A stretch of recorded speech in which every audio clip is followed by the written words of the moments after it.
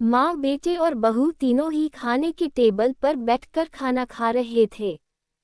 खाते समय लड़का अपनी पत्नी को बोला, सीमा तुमने आज भी दाल चावल बनाया। खाना बनाने में तो आलस मत किया करो, तुम बस हाउसवाइफ ही तो हो।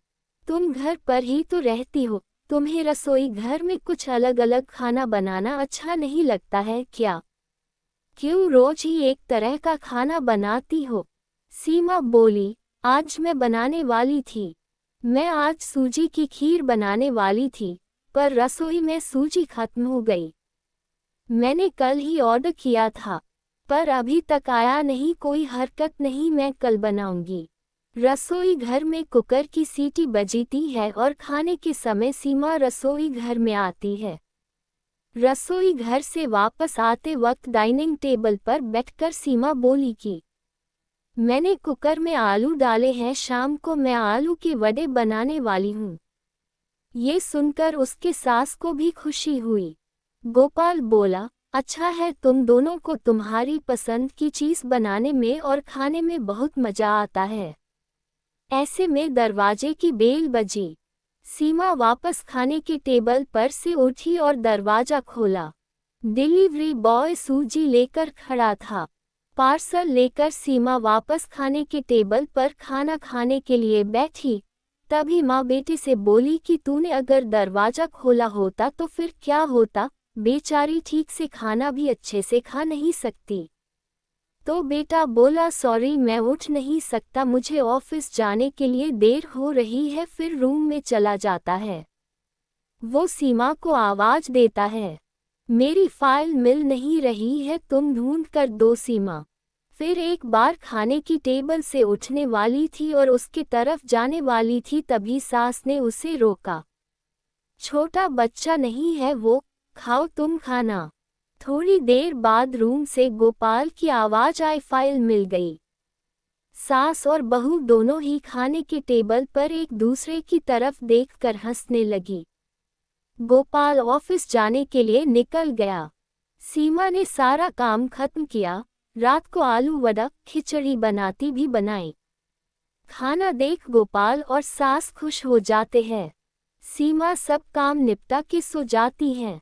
दूसरे दिन सुबह गोपाल उसके बेडरूम में फाइल ढूंढ रहा था और वह फाइल ढूंढने की वजह से बेडरूम पूरा अस्त व्यस्त कर दिया। गोपाल अकेले में बड़बड़ा रहा था, इस घर में कभी भी कोई चीज समय पर नहीं मिलती है। इन औरतों को कोई काम नहीं होता, इसलिए दिन भर इधर का सामान उधर करती रहती है। उसके आवाज से सीमा वापस उसके रूम में आती है और रूम की बुरी हालत देखकर उसे गोपाल पर गुस्सा आता है। वह गोपाल को पूछती है, आप क्या कर रहे हो? तभी गोपाल बोलता है, मैंने तुम्हें पिछले दिन दी हुई फाइल कहाँ पर है? सीमा तुरंत वह फाइल बाहर निकालती है और वह गोपाल को दे देती है। सीमा गोपाल को कहता है, इतना सारा सामान बिखरने से पहले मुझे एक बार पूछा तो होता। कितना सामान बिखरा पड़ा है, मैं क्या दिन भर यही काम करती रहूं क्या? उल्टा गोपाल सीमा पर चिल्ला देता है और बोलता है कि क्या काम रहता है दिन भर तुम्हें? इतना काम भी तुम नहीं कर सकती क्या? दिन भर सोते ही रहती हो सिर्फ। माँ के कहने पर हाउसवाइफ से शादी करके बहुत बड़ी भूल की मैंने। ऐसा बोलकर गोपाल ऑफिस के लिए निकल गया। पति पत्नी का बोलना माँ के कानों पर पड़ता है, जो गोपाल को पता नहीं था। माँ सीमा के पास जाती है, तभी सीमा रो रही होती है। कोई भी गलती नहीं होते हुए भी गोपाल उस पर चिल्लाया, यह उनको पता था। सीमा से वह बहुत प्यार करता है। सीमा भी उसे बहुत प्यार करती है। सास ने सीमा को शांत किया, फिर दोनों ने गोपाल को अच्छा सबक सिखाने के लिए प्लान बनाया। दूसरे दिन सुबह गोपाल नींद से जागा, तभी वह सीमा को चाय के लिए चिल्ला रहा था। तभी माँ नजदीक के सोफे पर बैठी थी।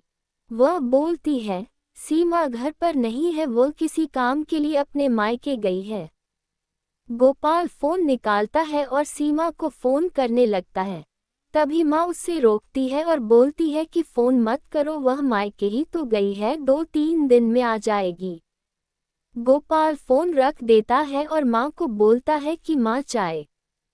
तभी माँ बोलती है हाँ 2 कप बनाना, मैं भी पीऊँगी। इच्छा न होते हुए भी गोपाल चाय बनाने के लिए रसोई घर में जाता है। माँ सोफे से खड़ी होती है, बेटा गोपाल को पुकारती है। वो सोचने लगता है कि माँ उससे रोकेगी और खुद चाय बनाएंगी, पर माँ बोलती है मेरी चाय में शक्कर कम डालना। गोपाल चाय बनाता है और चाय लेकर आता है। माँ और बेटा दोनों ही चाय पीते हैं। फिर माँ बोली चाय अच्छी बनाई है, पर सीमा जैसे नहीं। वो चाय बनाती है तब तुलसी के पत्ते डालती है, उस चाय की तो बात ही अलग होती है बेटा। कोई बात नहीं, अगली बार तुम चाय बनाओगे तब ध्यान में रखना। गोपाल उसकी माँ को देखते ही रह जाता है। थोड़ी देर बाद गोपाल उसकी माँ को बोलता है माँ आज मैं मटर पनीर खाना चाहता हूँ। माँ फिर से गोपाल की तरफ देखकर बोली अरे वाह, आज मेरा बेटा मटर पनीर बनाएगा और मुझे खाने के लिए देगा। अच्छा हुआ, बहुत दिनों से मटर पनीर खाने की इच्छा हो रही थी। तभी गोपाल बोला अरे माँ, मटर पनीर आपको बनाने के लिए कहने वाला था। तभी उसे माँ बोली नहीं बेटा, मेरे घुटने बहुत दुखते हैं, मैं इतनी देर रसोई घर में खड़ी नहीं रह सकती। तभी गोपाल उसका फ़ोन निकालता है और रेस्टोरेंट से ऑर्डर देने लगता है। तभी माँ उसे रोकती है और बोलती है मुझे वह होटल का खाना पचता नहीं है, मुझे गैस हो जाती है और तुम मुझे बाहर का खाना खिलाने वाले हो क्या? शायद माँ से प्यार नहीं करते हो तुम गोपाल। तभी गोपाल खाना बनाने के लिए रसोई घर में जाता है। 1 घंटे बाद खाना तैयार होता है। 2 थाली में खाना लेकर गोपाल उसकी माँ के पास आता है। गोपाल ने दाल चावल बनाया है, यह माँ देखती है। गोपाल को बोली अरे बेटा, तुम मटर पनीर बनाने वाला था ना? गोपाल बोला कि माँ यह आसान है बनाने के लिए। तभी माँ बोलती है सीमा होती तो आज उसने मटर पनीर बनाकर मुझे खिला दिया होता। पर जाने दो, तुम्हारे हाथों का खाना, बना हुआ खाना कहाँ मैं रोज खाती हूँ। ऐसा बोलकर माँ खाना खाने के टेबल पर आकर बैठती है। चल दोनों साथ में खाना खाते हैं। गोपाल ने पहला निवाला मुंह में डाला ही था, तब माँ उसे बोली अरे बेटा, दाल में नमक कम है, जाओ और नमक लेकर आ। वो खाते खाते उठता है और रसोई घर में से नमक लेकर आता है और माँ को देता है। फिर से खाने के लिए बैठता है, तभी बीच में माँ खांसने लगी और गोपाल को बोलती है अरे बेटा, निवाला गले में अटक गया है, थोड़ा पानी लाना। गोपाल फिर खाते खाते उठा और पानी लाने गया। फिर वो पानी माँ को दे देता है। इस सब में गोपाल के चेहरे पर गुस्सा स्पष्ट रूप से दिख रहा था। गोपाल को अब समझ में आ रहा था कि वह सीमा के साथ जिस प्रकार बर्ताव कर रहा था, उसे कितना बुरा लगता होगा। वो ये सब खुशी से करती थी, उसके चेहरे पर कभी भी कोई शिकन नहीं दिखी। वह सोचते सोचते खाना खा रहा था। माँ यहीं पर नहीं मानी। खाना होने के बाद माँ गोपाल को बर्तन धोने के लिए कहती है और माँ उसके रूम में आराम करने चली जाती है। माँ उसे परेशान करने का कोई मौका नहीं छोड़ती। वो गोपाल को बुलाकर चादर ओढ़ने के लिए कहती है। उसके बाद गोपाल रूम से बाहर जाता है तो उसे माँ रोकती है और आग का टेम्परेचर कम करने को कहती है। अब इन सभी कामों की वजह से वह चीड़-चीड़ करने लगता है, लेकिन कुछ भी नहीं बोल पाता। दूसरे दिन सुबह जल्दी उठ जाता है। उसे ऑफिस जाना होता है, इसीलिए वह जल्दी सब्जी काटता है, पर उसका ध्यान सब्जी की तरफ नहीं होता। वह सीमा का विचार कर रहा होता है।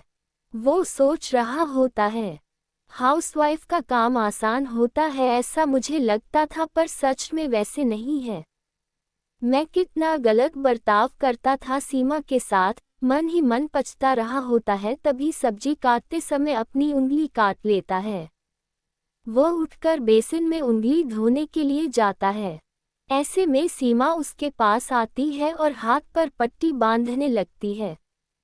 मतलब सीमा अपने मायके गई ही नहीं थी, गोपाल से छुपकर उनके ही घर में थी। ये तो सास और बहू का प्लान का एक हिस्सा था। गोपाल सीमा को देखकर खुश हो जाता है, वो उससे माफ़ी मांगता है। वह सीमा को बोलता है कि घर का काम करना बहुत आसान होता है। तुम घर पर रहती हो, तुम्हें क्या काम रहता है, ऐसा मैं हमेशा बोलता था, पर एक ही दिन में मुझे सब समझ में आ गया। मैं तुम्हें ऐसा कभी भी नहीं बोलूँगा और इसके आगे हम एक साथ घर के काम करेंगे। अगर घर हमारे दोनों का है तो घर के काम भी हम दोनों ही करेंगे। दोनों का बोलना माँ बाहर से सुन रही थी।